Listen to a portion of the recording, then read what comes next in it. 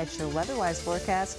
Starting off pretty chilly this morning. It is pretty chilly. Temperatures right now sitting in the 40s across the area. We got some clouds here overhead, and from these views over Morganton, you can see just a little peek here of that sunrise as the sky gets a little bit lighter. But across much of the region this morning, we are seeing some of that patchy fog. 40 degrees in Gastonia, 37 in Lincolnton, 43 right now in Charlotte. We still have some of that moisture that's just hanging out closer to the surface, but in terms of any active rainfall, yeah, that's cleared out for us. This low pressure system will continue to move off the coast with drier air mixing in here out of the northwest. So that is going to give us a nice outlook heading into the rest of your weekend. Now the rain was beneficial. We needed it, and we saw about half an inch to an inch of rainfall across the area over the last 24 hours. Is it enough to get rid of the drought? No, but every little bit definitely helps, and we are now back above average for the month of November here in terms of rainfall by almost a quarter of an inch after yesterday's rain. Our normal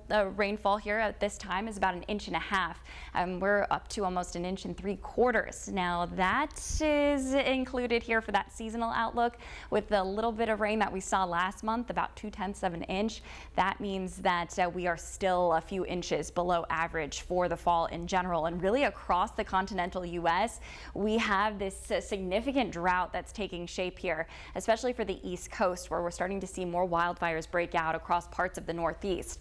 For the Carolinas, that drought continues to worsen, especially for some coastal communities. So the rain beneficial here closer to the North Carolina coast, as that moderate drought is starting to stretch across the Carolinas. Now about 20% of the Carolinas under moderate drought. For the WCCB viewing area, we're still seeing those abnormally dry conditions, with that drought likely to worsen here next week as we see that dry trend setting up here over the next couple of days. We're not going to be seeing any more rain until the middle of next week, which is good news here for any of those weekend outdoor plans you might have. And temperatures, they're going to be warming back up. We have high pressure that will be sliding in place here, setting us up for a beautiful outlook today. 65 for your high in Gastonia. We'll get to 63 in Taylorsville. Temperatures across the mountains topping out in the upper 40s to low 50s. Those clouds hanging on a little bit longer here in our mountain communities, but those will gradually clear as well. Now for your Saturday and Sunday, temperatures climbing mid to upper 60s, sunny, staying dry here for your weekend ahead.